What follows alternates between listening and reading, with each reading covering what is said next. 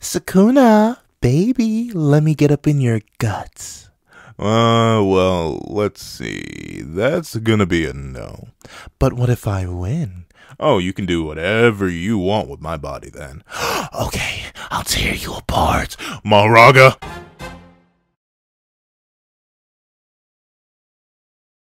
Thank you to our Filer patrons Redwolf4765, Midnight Gemlord, and Sean. A thank you to our $3 member, Recliner Plays, and a very big thank you to our $25 patron, Alex Ice Rose. Now, we're on this breakdown / discussion and review of chapter 300, chapter 217 of Jujutsu Kaisen. Please remember to leave your own thoughts on the chapter in the comment section down below. Leave a like and subscribe if you haven't already. Also, hit that little notification bell so you miss out on any videos that come to the channel. Also, I do have a Patreon down below. It's more as one, count them one, non-exclusive videos, early content, and more. You also now become a member of the channel for as low as $3 a month to get the same perks and more. Some of those perks include the live reaction to this very chapter. Now, let's hop into Chapter 217. What's up, guys? All Pencil here, and here we are to review Chapter 217 of Jujutsu Kaisen, which is known as Bath number 2. Because, you know, Gege, the JJK is admittedly by far my favorite. Consistently, JJK is by far my favorite new gen. I'm definitely biased towards Four Knights, but I will admit, not gonna be tripping sometimes. So, admittedly, I do think JJK is, like, definitively, even if it isn't my favorite, say Four Knights does, like, mug me, because Four Knights has a bunch of different characters that I like a lot more than certain JJK characters. Even with that being the case, I can say he's definitively the best new gen, at least out of the ones I've read so far. I feel like there's not much competition, which is crazy, because I literally just hopped on last year. Like, I'm not even, like, it's weird. I'm biased in the sense that I like it a lot more than other new gens, but I'm not biased in the sense that I've been, like, riding it for a while. Like, I literally just discovered it last year, like, early Culling Games, post Shibuya wrap-up. That's when I discovered JJK. Same time the anime came out, ironically enough. So it always works out that way. I'll always get into a manga the moment the first season of the anime comes out. But even with that being the case, still, the one weakness of JJK is that Gege hates making chapter titles. Like, how is this the bath? How is this the bath at all? There's not a single drop of water in sight. But regardless, let's not waste any more time, and let's hop right into the chapter itself. So open up, and we do get to see that we are indeed in the stadium where we left off last chapter with Yorozu and Sakuna. And yes, it was confirmed. Thank you for everyone on the live reaction who commented and helped me out and let me know. And I also went and checked the Viz too. Thank you, Viz, and thank you, y'all. Yeah, the male Yorozu thing is just a mistranslation. The scan laters just... It was a mistake. Happens to the best of us, you know. I know I make typing mistakes. And literally, he and she, it was literally he, she. That was the mess up there. So it was legitimately so easy to mess that up. You literally just miss an S as you're typing up those scans and stuff like that. So I don't even blame him. Happens to the best of us. So Yorozu is in fact female. She did incarnate in a female body. So everything's fine. Well, everything's conventional at least. I'd find whatever. You know, these are like 1,000-year-old sorcerers and cursed spirits. Like, obviously, they can do whatever they want. Kenjaku is Kenjaku, and you know all the creepy things Kenjaku's done. However, with that being the case, we do get to see in the stadium, Yorozu points out, from the look of things, you have a serious advantage over that incarnated body. I bet you could switch your face back whenever you wanted. So, one thing. Huh? Like... when she says switch the face back, does she mean like grow that extra secondary face and get the pink hair back and grow the second arms? Like, hypothetically, like, is it really that much of a hold that Megumi or Maguna could mutate the body to look like his old one? Because that wouldn't just be like, oh, regeneration or an RCT thing. Like, Megumi's body is built to have 2 arms, 2 legs, 2 eyes, and all that. We know that the strength of his possession is strong enough that even with Megumi's face, he manifests the 4 eyes. He gets all 4 of those. So is it really not out of the pay grade that he could just, like, pop out 2 extra arms? Like, for my people who remember Ben 10, remember how in the original series transformation, like, the arms would tear out of his lower torso as he was transforming? Is that what Maguna would do? Would he even want to do that within his current outfit? Maybe he has the room for it? I don't know. That's kind of weird to think about. Like, I guess it makes sense, but I figured if anything, he would have returned to his original form when he was in the bath itself, but he kept Megumi's face. So... that's interesting. Like, he could just, at a moment's notice, switch back to regular Sakuna. That's weird. I mean, it's not... it makes sense. Like, don't get me wrong. He's obviously sunk Megumi's soul a whole ton with the bath and obviously facing down his sister. But still, that's kind of bonkers to think about. However, speaking of things that are bonkers to think about, she has something behind her. It almost looks like a weird little mechamorph. Once again, I must be on a Ben 10 kick. Made a Ben 10 playlist video, which you can check out. But like, she has a little ship behind her, or at least like a lump of metal. I don't know. She has something sitting right behind her, and we do get to see that a 1,000-year-long awaited confrontation in Sendai Colony begins between Sukuna and Yorozu, and we see that Maguna actually points out something.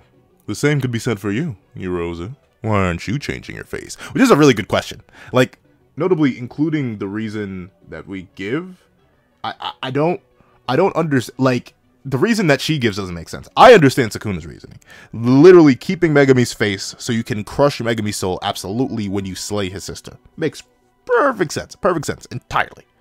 But I don't necessarily get why Yorozu doesn't change. Like, presumably, I'm not sure what their original body looked like. I think they were just a sorcerer. Unlike Sukuna, who had, like, an altered curse body, which was 4 arms, 2 faces, a lot bulkier, probably gave him a lot of extra strength and durability and stuff like that, which is why it may be a disadvantage to stay in Megami's body. Because, you know, I believe, if I had to say something like this, how do I explain it?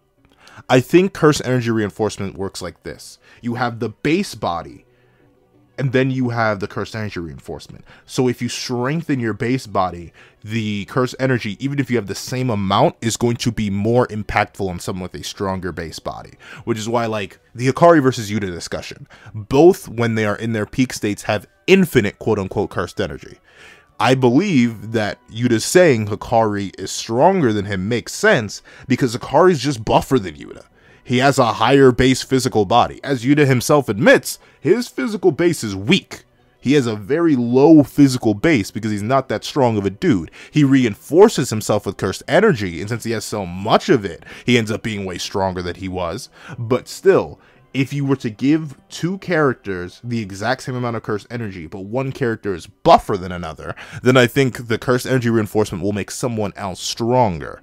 Which is why I also think someone like Itadori would technically be, on the physical side, a better vessel for Sukuna than Megami, because Megami doesn't have the insane physical base that Yuji does. So, same amount of cursed energy, 15 fingers of Sukuna cursed energy would be more impactful overall physically in Yuji's body than Megami's. But Megami has the advantage of the 10 channels technique, which is something that Yuji doesn't have. Sukuna has to rely on his own techniques when he's in Yuji's body. So it's really a trade-off here. So I could see Sukuna actually getting a massive buff by just quote-unquote turning his face back. If he can get his original buff, beefy body back, then I think stacking that on with his 15 fingers, and then bro would really be nigh on unstoppable, because he would be amping an already much higher base. I don't know. My thoughts. Sorry for the weird tangent. However, with that being the case, we do get to see that... Oh, no, I didn't even finish the tangent. So the thing is, the reason Yorozu doesn't change back is because they claim, so I take it we're thinking the same thing. It's better this way for our future circumstances. And, Yorozu, why? Why is your... Like, now that we know that the mistranslation is a mistranslation, that you were always female, I don't think... like, her goal is to become his wife. So, like, could your original body not produce kids or anything? But then again, you want his corpse. Like, you don't... Sorry, I'm leaping ahead, but, like, I don't get why she doesn't change back. Like, it seems a little bit plot convenient for Sukuna, because if she just changed back, then this whole endeavor is pointless. Like, we don't even have this fight. Because if she had changed back to her original state, then Maguna would be like, ah, darn it. She doesn't even look like Smoky anymore. Fine, whatever, cleave. And then he would have done her in. So I think the reasoning why she doesn't turn back, now that we know she's a seed, like, if she was... But then again, even if she wasn't going to have Sukuna alive, presumably, I don't... We'll get to it in a little bit. But we do get to see that Maguna asks, like, future circumstance. Oh. You can't possibly think you're going to survive this, right? And, like, to be fair, after he did Ryu dirtier than I've ever seen a character get done, I don't even blame Sukuna for talking that smack. Like, if any character, like, the only other character that can really... Well, there are 2 other characters, really. The only 2 other characters who could, like, talk that real smack talk, if they really wanted to, is Gojo, obviously. Like, Gojo could literally talk smack to anyone. Even probably Sukuna. I can't wait for Gojo to get out the box and we see the boxing start. Like, that's gonna be crazy. I think it's gonna happen. I'm gonna make a whole video talking about how I think Gojo's gonna pop out soon. But, with that being the case, it's either Gojo or Kenjaku. And, like, previously, Kenjaku wasn't on that list, But then he tanked a black hole. Sure, he used reverse curse technique on the gravity technique he had to survive it, but still, on the fly, Brody got hit in the face with a black hole, literally the strongest attack we've ever seen in the entire series, and was giggling afterwards. Like, giggling like a little schoolgirl. So obviously, those three can talk smack to anybody. So I don't even blame Maguna after one-shotting Ryu for being like, you cannot possibly think you're going to survive this. Bro's talking that talk. He really is talking that talk. I love it. I love it. However, we do get to see that Yorozu is not exactly letting that talk slide as she attacks Maguna with the goo. Ooey gooey. Ratatouille. But, like, I'll admit, Yorozu's ability is really neat. Like, I compare it a lot to Darkness from Seven Deadly Sins. Like, specifically, I think the closest comparison is Assault Mode Meliodas. Like, Assault Mode Meliodas uses Darkness in a very similar way to Yorozu using this specific material that they're using to attack Sukuna. And the way that it molds, it forms, it keeps around them, and it can attack. And we see that Yorozu is pretty smooth with it. Because sure, Sukuna weaves the immediate attack on the stadium, but, you know, it'd be like that when it'd be like that sometimes. He was a decent distance away. So what does Yorozu do? Hops on this dark-like material and slides on in. And we see that the two start throwing hands, paws, feet, if you will. And I will admit, Sukuna has one of the most, like, what's the word I'm like? Not fluid. Fluid feels like a wrong word. Like, rigid yet buttery. Like, what's the... Elephantal. Like, you know how elephants are like massive hulking beasts that I love because they're crazy and cool, but at the same time they're like relatively segmented and formulaic in how they move because they can't necessarily move all too fancily. Like, you're never gonna juke, or you're not gonna be playing basketball against an elephant and get juked. That's just not gonna happen. They do not have the mobility in them. They simply do not have that dog in them like that. But still, like, due to how well and how good they do what they do, they're pretty much uncontested. Like, a full-grown elephant is really the king of the savannah. Like, more than a lion, more than a hippo, more than a rhino, a full-grown African bull elephant kind of just walks around dominant in their own way because they don't have to change anything up because they're literally the largest land mammal. Like, sure, blue whales are bigger, but blue whales are never going to walk up on the African savannah and last for any more than like 5 minutes. So, logistically, Sukuna has like that elephant-like presence. Like, he's casually just posted up, ignoring and negating every single attack Yorozu throws his way. But he's not doing it in any like crazy external kind of like. The difference is, here's a good example. The way Kashimo and Akari fight, it's very loose, it's very freeform, it's very chaotic, if you will. But Sukuna's fighting style, when he comes to pure hands, it seems very rigid. We've seen him fight in a more fun-loving and external manner, like we saw him fight Jogo that way, where he was kind of just like throwing Brody around, like having a good old time, using Cleave, using Dismantle, body slamming him and stuff like that. But when we see Sukuna in Megami's body here, he seems a lot more rigid, a lot more practiced, a lot more firm, but still dominant. I think that's why Elephant came to mind. I really like that fighting style for him.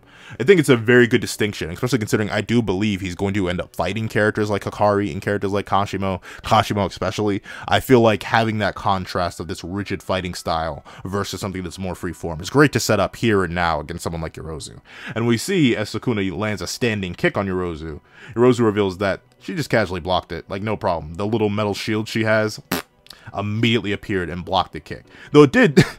Ironically enough, it did steam the metal. Like, the metal's literally burning a bit from the impact of the kick, which is kind of crazy. We see Sukuna even respects it a little bit. He smiles a bit. And we see that Yorozu brings up a very interesting fact. She's like, Angel was there too, wasn't she? And yet she didn't notice your presence. Interesting. Angel is now confirmed female. Like, notably, Hana was female, so we probably could assume that Angel was female. It doesn't seem like Gege's gonna do any of the, cross incarnation, like have a male sorcerer incarnate into a female body or have a female sorcerer incarnate into a male body. So it is just nice to get that confirmation. I really wonder how they're doing right now. Like, hopefully they have RCT. If they're from that time period, I'm going to assume they have some variation of RCT. So reasonably, Sukuna not taking them out absolutely may have been a mistake. People did point out to me, though, that maybe it may just be too late. Like, Sukuna definitely already incarnated into Megami further, and he did the bath on top of it. And if he actually manages to defeat Yorozu here with Megami's technique, that's going to double down even more. So I don't think that the purification is going to work all too well. But still, it seems like Angel does just have a level of raw power that should be able to contest pretty well with Sukuna. So I think there's still hope there in terms of Angel being useful. And obviously, I can just open the prison realm, which is something entirely different. However, with that being the case, we see that Yorozu brings up Angel to point out the fact that despite Sukuna being right next to them in Itadori's body, Angel didn't notice Sukuna's presence, like, at all, which is very interesting. I wonder if that has to do with Itadori's function as a jail. Like, hypothetically, if you were to walk by a building, and that building had somebody extremely important in it, like, say the president was just sitting in that building vibing on their phone, you wouldn't know that, right? Like, you wouldn't be able to tell. You wouldn't be able to sense their spiritual pressure. But say, hypothetically, they were to leave the building. They were to walk out of it. Or I guess the difference would be, like, Yorozu notices, supposedly because of love. That's what they say. But I knew right away. Want to know how? Stop excusing me or expecting me to answer every little question. You're the one who's talking. Love. It's love. So, Yorozu claims that they knew it was Sukuna immediately because of love. Interesting. I wonder...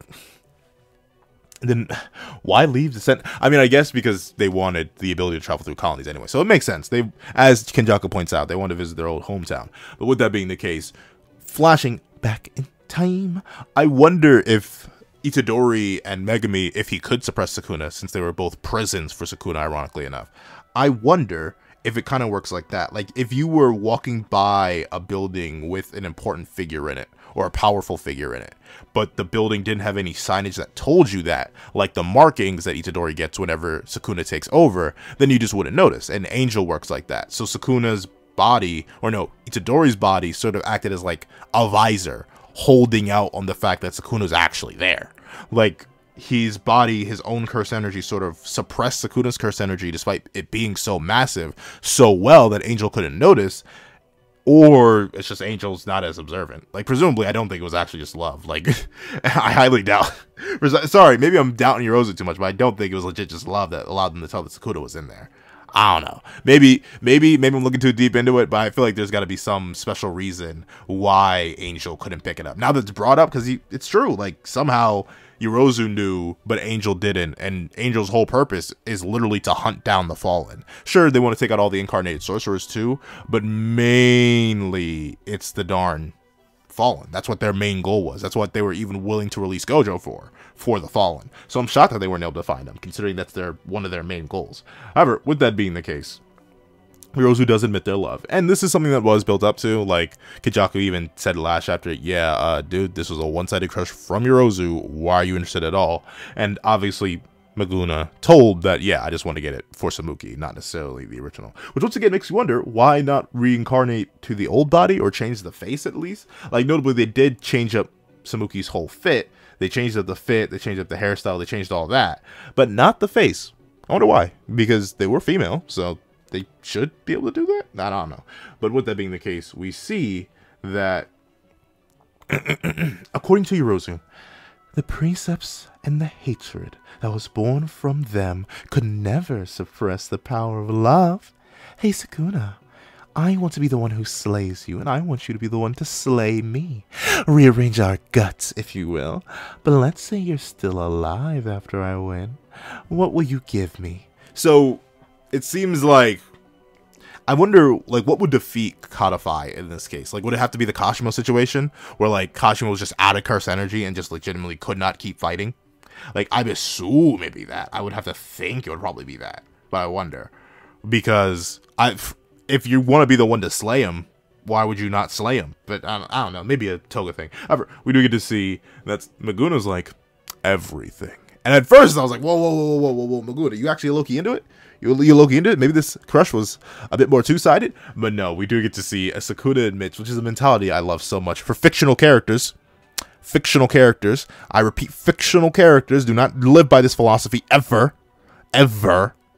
I'm going to read it in the Maguna voice, but do not live by this philosophy ever. I don't think I have to tell you that, but I'm going to just in case. It's unthinkable that I would lose, but loss and defeat is no different than death. Whatever you wish to do with my corpse is up to you. So, I do like this mentality, and it seems to be a mentality of a lot of the ancient sorcerers when you think about it. My main first example that popped in mind was Kashimo. Remember, after Kashimo lost to Akari, he was like, okay, GG, man. Take my life. like bro didn't even care anymore. He was like, I didn't get to use my CT. Didn't get to run to Sukuna. Man, life sucks. Go ahead. End me. End me right now. I don't care that I reincarnated. I don't care that you didn't end me immediately when I was sleeping. Just go ahead. Do me in. Do me in right now. Just do it. Do it. Like, Like Kajima had that kind of energy, but I gotta think also Ryu had that kind of energy too. When Ryu woke up, he was like, "Dude, you should not have spared my life. There's absolutely no reason for you to do. You are too soft, man. Like if we were in swap situations, you would not be breathing right now. Being completely honest with you, dog, that is not it. You should have slain me." Earl says the exact same thing to Yuta. Like after he heals her, revives her, and all that, she's like, "You'll never be like him because you just care too much. You're too nice of a guy. You should have just executed me like any other good sorcerer would. Like you kind of just suck." Like. I love how all these ancient beings, for some reason, despite waiting all this time to be reincarnated and giving these second chances, they're all like, "Dude, just get rid of me. Like, what? I don't know what you want from me. Just do me in, do me dirty. Like, I'm just sick and tired of waiting. Get me out of here." I love the mentality of these ancient people, and it makes sense. You know, like they are from periods of just war, conflict. It was slay or be slain, realistically, in their time period, and Sukuna just takes defeat so badly. Like, if I ever were to lose, that's a GG. I would never do anything again, which is interesting because he's really just talking about that life. He ain't really about that life, because the moment he lost to Gojo, that should have been a GG. He should have been like, "All right, fine, I give up."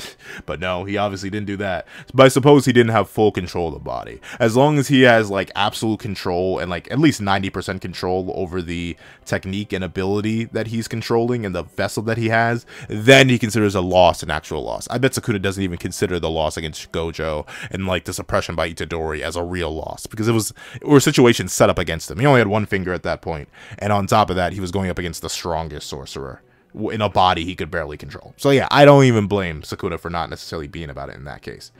And we see that Yorozu is licking her lips a little bit excited. So then, even something like marriage? like one, the implication that Sukuna's like, "Yeah, I would probably just be, if I lost, I'd probably just be a corpse, so go ahead, do whatever you will with my body." Like, the fact that Yorozu hears that, and her first thought is like, oh yeah, we gotta get married. Oh, I love that movie Corpse Bride. Yes, please. Like, yo. Once again, a great way that Gege does to show the difference in mentality between the two eras. Like, legitimately, she hears that Sukuna essentially would just want to die, and she's like, "I don't care."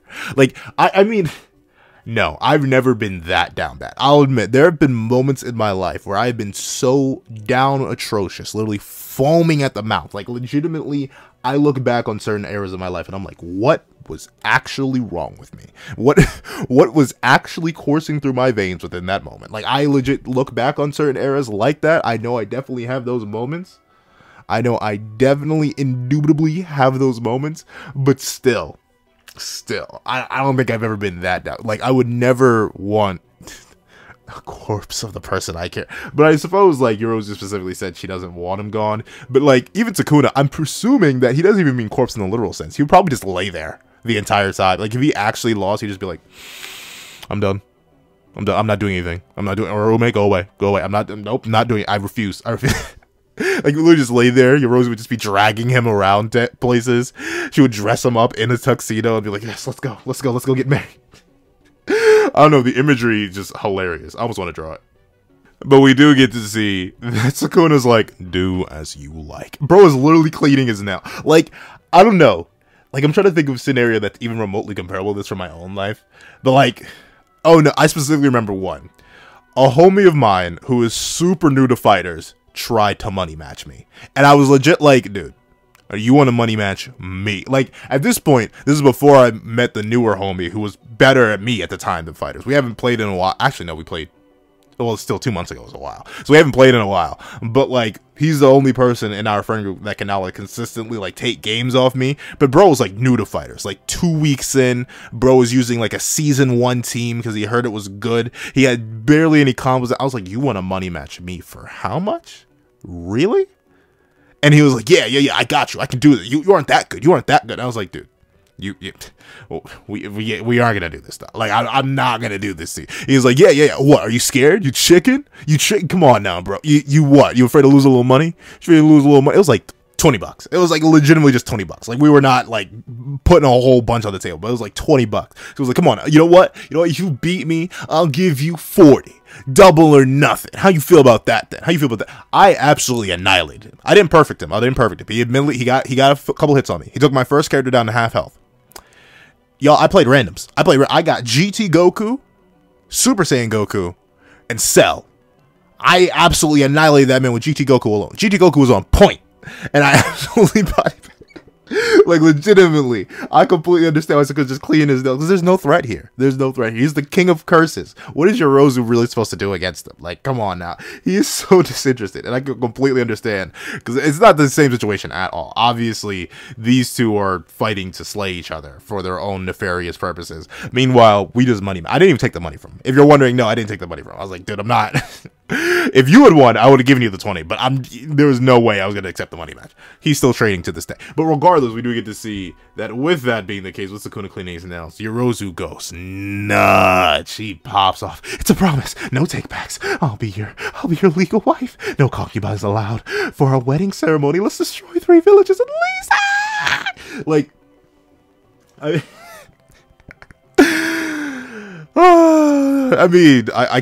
can't not. Like, imagine, like, let me think. Imagine your celebrity crush came up to you, right? And, like, even though they're completely disinterested, you're so off, like, over the moon because your celebrity crush is actually breathing the same air as you.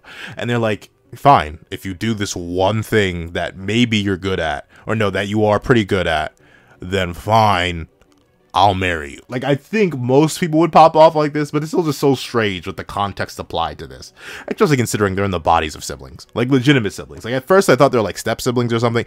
No, they both have the same mom. So, like, hopefully they change their faces. Hopefully that biological restructuring, like, alters DNA and stuff like that. Because if Yorozu tries to have kids with Sukuna, I don't think they turn out all right. Like, that's not a good thing. However, with that being the case, it is hilarious to see Yorozu being so happy and down for it. Like, I can support a little bit of happiness. Even if I do think it is a bit strange, like, a little bit of happiness goes a long way. And we do get to see that,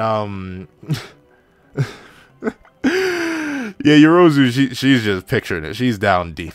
And at the wedding reception, let's remove the head of the most handsome man in the village. We can write haiku as they shrivel up.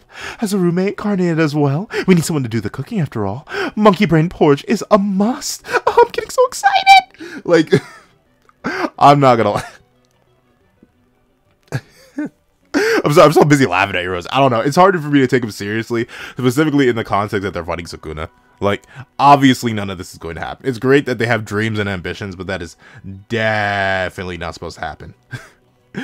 And we even see Sukuna critiquing her in her hypothetical vision, be like, where's the seasonal word? Because apparently in haiku are supposed to contain a kaigo or a kigo or a seasonal words. So he doesn't even like the haiku, which is crazy to think about. That's so hilarious. But we do get to see that now that she's getting all pumped up, gripping her fists and screaming. Laguna's like, what have I done? What have I done? What have I done? At least it wasn't a binding vow. All right, divine dogs, let's get it. And we do get to see he pulls out, and these dogs, whoo! Are we sure they're divine? Like, Sukuna, are we sure these bad boys are divine? Like, the hounds that pop out of Sukuna's shadow look a little bit demonic. Like, legitimately, they seem nigh on formless. Like, they barely count as dogs.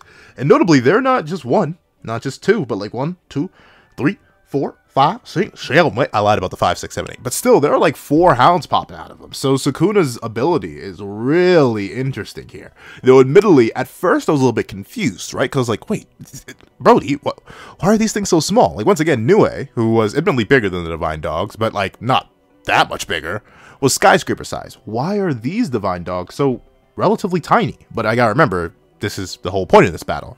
He's fighting Samuki while limited by Megami still. Like, sure, he has more control over the body thanks to the bath, but that doesn't mean he still has full control. So these dogs are still bigger than Megami's, but not as big as they hypothetically could be. These aren't like Fenrir-sized dogs or Garm-sized dogs, because they're still going to be limited due to the fact that it's still Megami seeing his sister. Even if he knows clearly that this is Yorozu and not his sister, it's still his sister's body. He doesn't want to hurt her as much. So he's going to hold back Sukuna in any way that he can. And we see that Yorozu wastes absolutely no time. She body bags one of the dogs immediately with this weird dark liquid metal, if you will, slams that bad boy. But Sukuna comes in with a much more detailed and more ferocious looking hound coming in right behind him, cloaking him, carrying him up. And I'll admit, I really like the way it's looking. I'm loving the way that Gege's drawing the 10 shadows when under Sukuna's influence. That malicious, malevolent influence. I'm loving it. I'm sorry. But we do get to see, as Sukuna lunges in, cloaked by the divine beast, we see Yorozu flies back and avoids the dog's attack. And notably, the dog does seem to be getting bigger and consolidating itself. Like, at first, it was formless and shapeless as it lunged out towards Yorozu, so Yorozu attacked it. But it seems like the 1 or 2 dogs she did get in her initial strike merged together. Well, not the 2 got taken out, but the 3 left merged together into a slightly bigger dog, and then the dog got even bigger to the point where its head is now the size of Maguna and Yorozu's full body, and it slams on the ground. But Yorozu is actually able to avoid it. Notably, I do know that this is still probably some sort of Megami suppression thing, but still, considering how powerful these creatures are, it's impressive that Yorozu really is this genuinely powerful.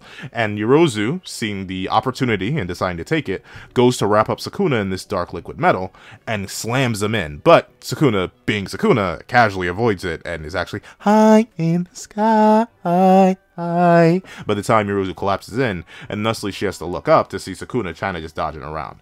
She follows him using her technique, but notably, she stops to the point where even Maguna even notices and chills out on the top of the bleachers.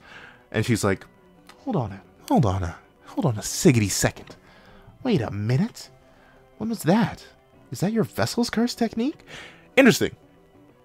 I mean, it makes sense. Samuki probably didn't know about Megami's other life, but interesting how she doesn't. But with that being the case, she's like, isn't that your Vessel's Curse technique? And Maguna's like, yeah. And she asks, what about your malevolent shrine? And we see Maguna's like, I'm not going to use it. Why would I? Your father, for one. Like, Ryu was actually something. You're not anything other than, like, a ploy for me. Because as you see, in order to sink Fujigoro Megami's soul, I have to destroy Fujigoro Samuki. If I slay her by only using his 10 Shadows technique, then in a way, the blood will be on his hands. The scar I carve into his soul will be that much deeper. Very interesting that no matter what, Megami's soul is always going to exist. There's no way for Maguna or Sukuna to properly exercise Megami, I suppose would be the word there. That's interesting. Megami's soul is undeniably strong. Like, as someone pointed out, not necessarily from a power scaling perspective, it did get ganked, but still, with that being the case, it's still very impressive that Maguna, despite doing all of this, despite going out of his way to do multiple preparations, waiting for Megami's soul to break, after he's been through so much, leaping bodies, then proceeding to attack his friends, then proceeding to do a bath to suppress Megami's soul even further, and then on top of that, attempting to take out Megami's sister with his own technique. Sukuna believes even after all that, Megami's soul will still be somewhere deep within the depths. Obviously, I do believe this is just leaving an out for Gege to hypothetically save Megami if he wants to. Knowing Gege, I'm not entirely sure if he will. Like, seriously, Gege's been breaking my ankles for the past JJK, so I'm not entirely sure if he even wants Megami to come back, but just in case he does, I'm assuming that's what this out is there for. Just in case if he really wants to save Megami, he can do that and be like, oh, a piece of his soul, it was deeply scarred, he's a broken, sad boy, but he's still there, he's still alive in there, so there's a way that they could hypothetically bring him back. So I think that's what that's for, but even still, it's very impressive. It goes to show how strong of a person Megami is on a spiritual and mental level. But we do get to see that, even still, even with all that, he won't have the will to live on, supposedly, from that deep of a scar. And we see that Yorozu is, a bit unhappy, a bit disappointed. She's like, don't mess with me. And we see Sukuna or Maguna drops the perfect face. He dropped the same face earlier on in the chapter. I love it. Just a complete annoyance and indifference. He's like, oh, so stupid. Though ironically enough, Yorozu could ruin his entire plan by just changing her face. Like, all she needs to do is change her face. Then again, maybe that would also sink Megami's soul. Ironically enough, there's still multiple ways that Megami could have his soul sunk. Either Sukuna could literally just stick with Yorozu. All he probably has to do is kiss Yorozu right now, and then that's it. Megami's soul is done. Like, I know his soul would shatter right then and there. But with that being the case, Yorozu could foil the entire plan by just changing her face. Sure, it may have the same, like, long-lasting effect, because Megami would see the essential end of his sister as her face changes to be the ancient sorcerer that has taken over her body, so that may still have the same effect. But from Yorozu's perspective, there's no real reason to stay in that body, like, at all. I don't know, unless her original body is a lot older, and maybe she doesn't get the same perks as she would with this younger body. Maybe that's it, but I don't know. It's interesting, because we see Kashimo incarnated in his prime. Presumably that's Kashimo's face. We've seen Ryu's past face. The only difference he has is his clothes and his pompadour. We don't see what past Earl looks like, so we don't know if she looks exactly the same. But like, a lot of incarnated sorcerers seem to just completely override their original. So I'm not exactly sure, but override the original to their prime selves, not to any older selves. We see old Kashimo, when he incarnates, he's young again. So I don't know what Yorozu's waiting on. However, we do get to see that Yorozu's very unhappy that Sukuna plans to, quote-unquote, "You plan to touch your wife-to-be with something other than your own technique? What are you playing at? I don't have that kind of interest." Interesting. I mean, Yorozu at least being honest. They're telling Sukuna what they are not into. Do that with all your significant others, people. Do not, even if you are into something, make sure they are at least okay with it before you do it. Lessons on safe bonding with pencil. But with that being the case, we see that Yorozu is extremely disappointed in Sukuna, and she asks him, "Do you really believe that you can beat me without using your malevolent shrine?" Yorozu, let me tell you something. There's something about them 10 shadows that you ain't heard about. Something about a treasure or two, if I'm being completely honest with you. However, we do get to see that Yorozu begins to form this weird material around her, not the same dark metal that she was using before, and we get an explanation for Yorozu's curse technique. Other than special curse tools, Yorozu's curse construction technique can replicate any substance that she has knowledge of with enough practice. Huh. So, question. Is Yorozu a Zenin? Like, presumably? Is she a Zenin? Because remember the other character who had a construction technique, but was really bad at it because they had booty amounts of cursed energy due to their deal? My Zenin. It's literally called construction. Like, other than special cursed tools, Rose's construction technique. Like, hold on, let me just double check. Let me make sure I'm not messing this up. My Zenin, I believe her ability was, let me look, curse technique, CT. Where is it? JJK Wiki, don't lie to me. I know it's there. Construction, yeah, an inefficient technique that consumes most of Mai's cursed energy to create something from nothing. Her limit is a single bullet per day, and the backlash activating this technique is severe. While wounded, Mai was also able to create a cursed tool sword at the cost of her life. So yeah, so Yorozu just has, was Yorozu a Zenin? If so, I wonder why she didn't recognize the 10 Shadows technique? Like, maybe, who knows, maybe it just wasn't around at her time of existence. But still, very interesting. Very, very interesting. I'm assuming Yorozu was a Zenin. So, no matter what, this is all jacked up. Whether you believe it's because Sukuna is in a Zenin body, merging with a Zenin sorcerer, or you believe that it's just two literal people with the same mom merging together, which is also a little bit rough. Like, legitimately interesting. So we're actually seeing a user of construction who can actually handle the technique. Because the reason Mai couldn't is because of the whole twin thing, and that Maki was supposed to be a heavenly restriction, or Mai was supposed to be broken. Like, one of the two were supposed to be broken, not both of them, so they kind of just got done dirty and didn't get efficient in either of their things. So we're essentially seeing a broken Mai. I kind of want Yorozu to fight Maki now, just because it'd be cool to see. But I know that's not going to happen, at least not at this rate. Now, very interesting that this technique is coming back. It would be extremely broken. Like, if Yuta could have this technique, because he was there at the last Goodwill event. Because he knows of Toto. So he could have Boogie Woogie. He could have construction.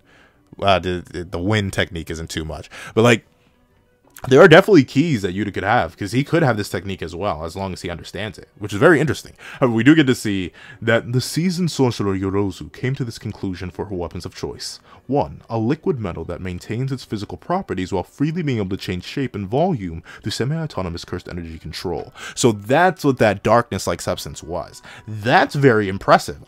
Like, she's just able to do that. Like, she had to think of a liquid metal that can stay solid enough and be reinforced enough to do damage, yet she can control with her thoughts and cursed energy. That's very impressive. That takes a high level of cursed energy control.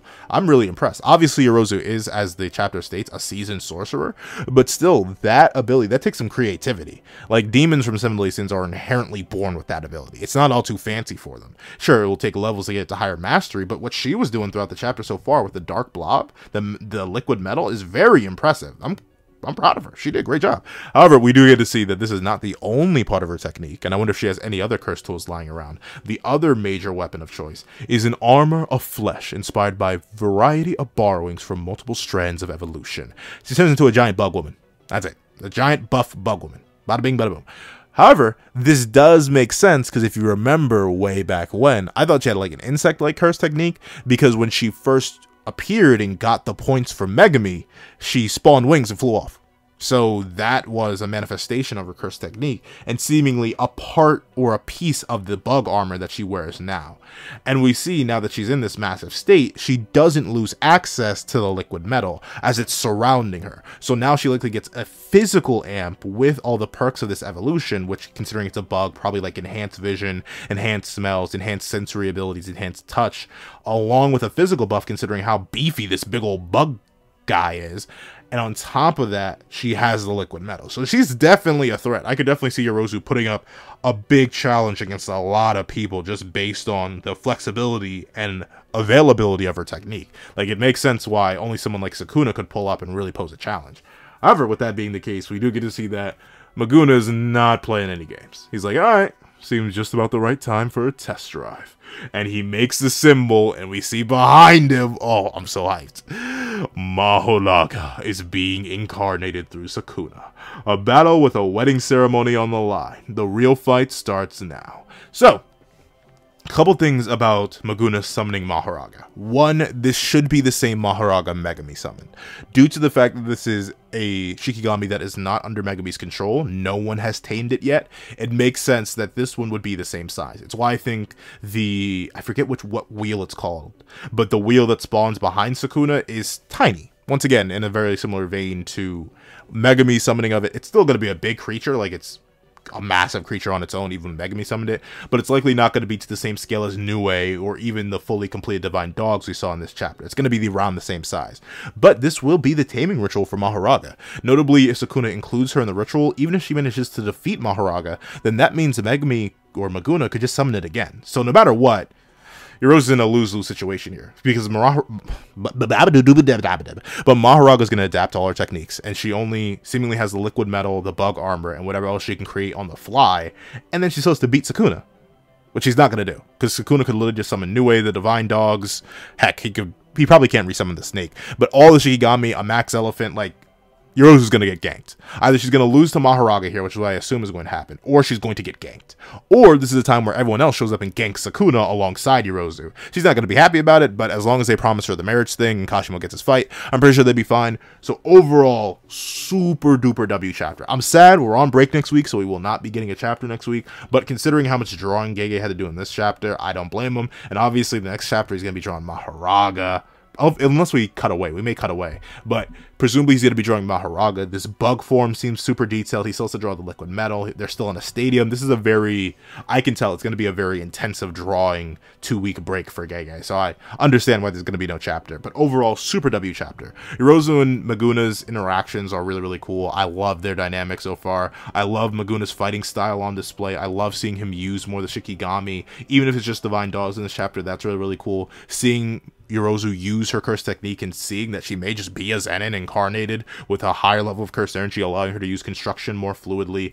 All that. I love everything this chapter has to offer, and I'm super excited for the next chapter 2 weeks from now. However, that's what I think. Please what you guys think in the comment section down below. Thank you so much for watching. Hope you like, share, comment, and subscribe. And make sure the little notification bells you miss out on any videos that come to the channel. Also, I do have a page down below. You support videos as one, kind of one, down month, exclusive videos, early content, and more. You also now become a member of the channel as $3 a month to get the same perks and more. Now, thank you so much for watching once again, and I hope you guys have a wonderful day. This is Dagger the Pencil, writing off.